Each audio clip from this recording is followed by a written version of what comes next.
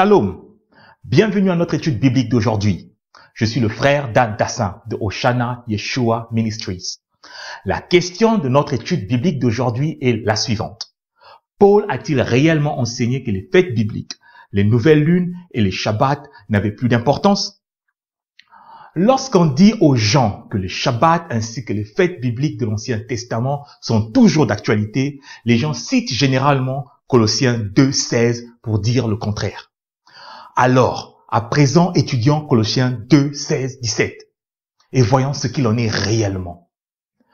Que personne donc ne vous juge au sujet du manger ou du boire, au sujet d'une fête, d'une nouvelle lune ou des shabbats.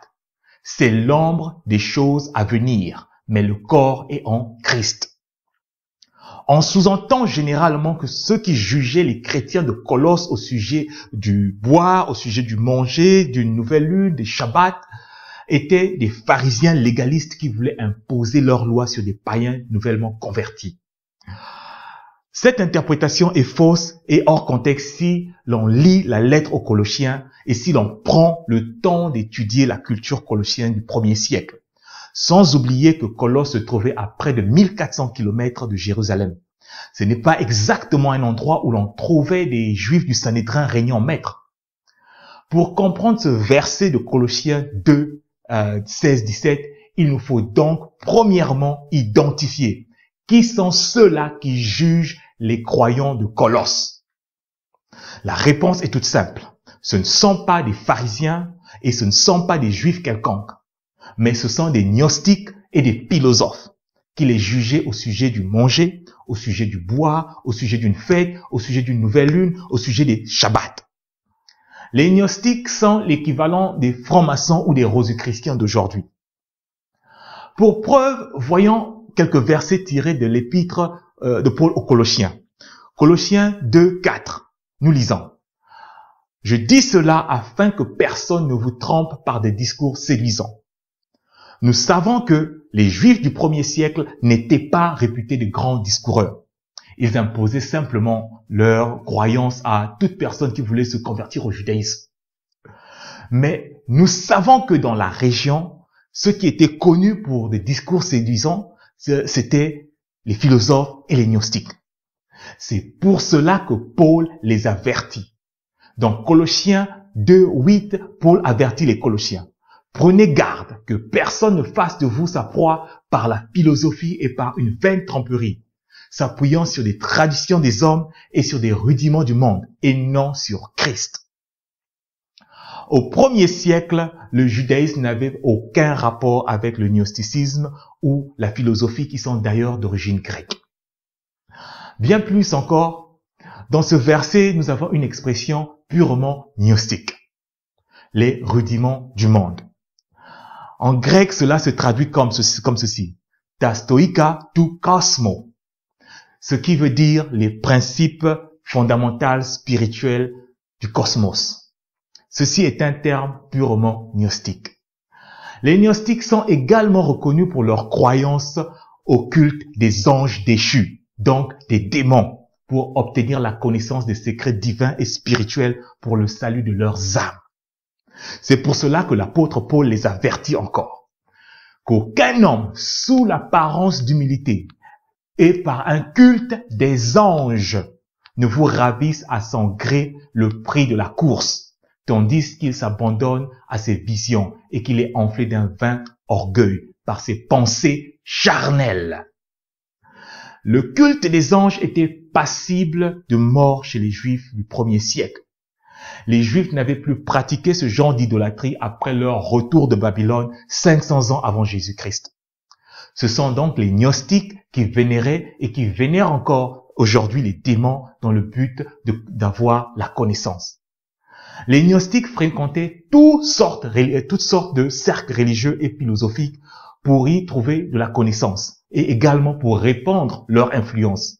Et l'église de Colosse n'échappait pas à la règle. Si vous doutez encore de cette explication, allez sur Internet, recherchez les croyances des gnostiques du 1er siècle, ensuite revenez et lisez l'épître aux Colossiens et vous comprendrez comment à chaque presque 4 ou 5 versets, Paul est en train de marteler sur les doctrines et les croyances des gnostiques.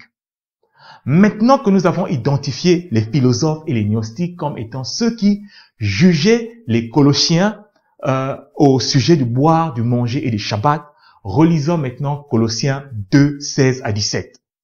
Que personne donc ne vous juge au sujet du manger ou du boire, ou au sujet d'une fête, d'une nouvelle lune ou des Shabbats.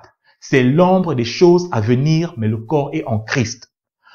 À présent, nous comprenons que ce sont les païens gnostiques et des philosophes qui menacent, qui critiquent et qui jugent les chrétiens de Colosse parce qu'ils mangent, boivent, célèbrent Dieu selon les recommandations de la Torah.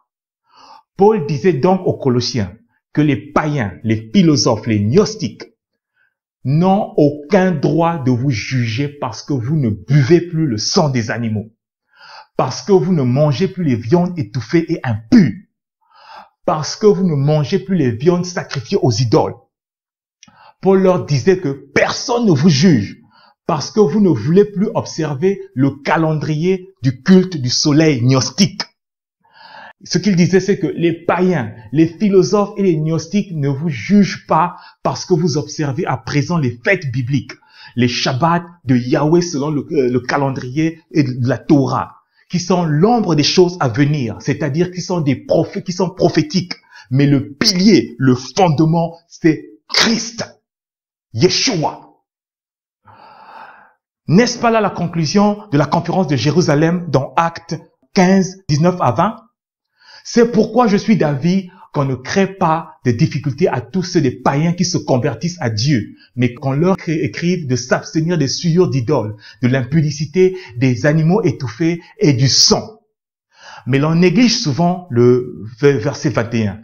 Car depuis bien des générations, Moïse a dans chaque ville des gens qui le prêchent, puisqu'on le lit tous les jours de Shabbat dans les synagogues. Ici, l'apôtre Jacques disait que pour le reste des enseignements qui est sur la Torah, que les païens aillent dans les synagogues de leurs villes respectives pour écouter la loi de Moïse chaque Shabbat. Mais malheureusement, les avertissements de Paul ont été mal compris. L'église de Colosse, comme toutes les églises, même celles d'aujourd'hui, celles de notre époque, ont été infiltrées et empoisonnées par des croyances philosophiques et gnostiques. Considérons ceci. Si Paul avait réellement dit aux Colossiens de ne plus observer les fêtes de Dieu, pourquoi lui-même alors les observait-il? Acte 18, 21. Et il prit congé d'eux en disant, il faut absolument que je célèbre la fête prochaine à Jérusalem. Je reviendrai vers vous si Dieu le veut. Et il partit d'Éphèse. Acte 20, 16. Paul avait résolu de passer devant Éphèse sans s'y arrêter afin de ne pas perdre de temps en Asie, car il se hâtait pour se retrouver, si cela lui était possible, à Jérusalem le jour de la Pentecôte. Alors, soit Paul est mal compris, soit c'est un hypocrite qui enseigne une chose et il ne vit pas selon son enseignement. Ceux qui accusent Paul d'avoir enseigné que la loi a été abolie omettent bien souvent les versets suivants tirés des lettres de l'apôtre Paul lui-même. 1 Timothée 1, 8.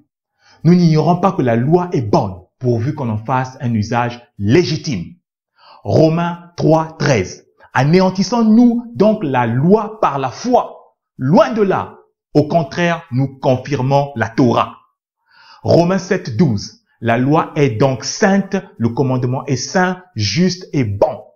Romains 7, 14. Nous savons en effet que la loi est spirituelle. La Torah est spirituelle.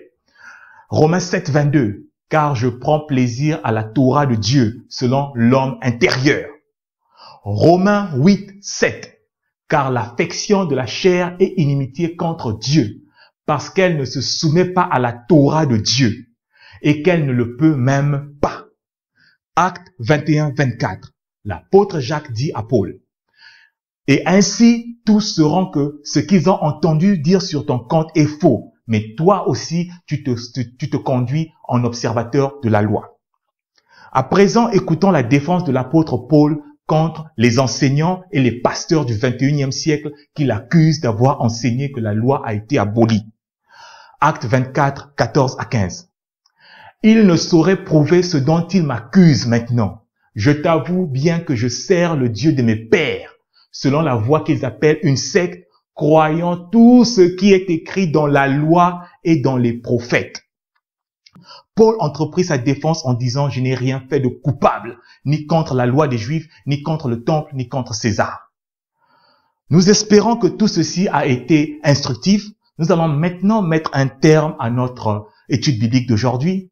Si vous avez des questions, je vous prie, écrivez-nous. Vous connaîtrez la vérité et la vérité vous affranchira. Jusqu'à la prochaine. Shalom.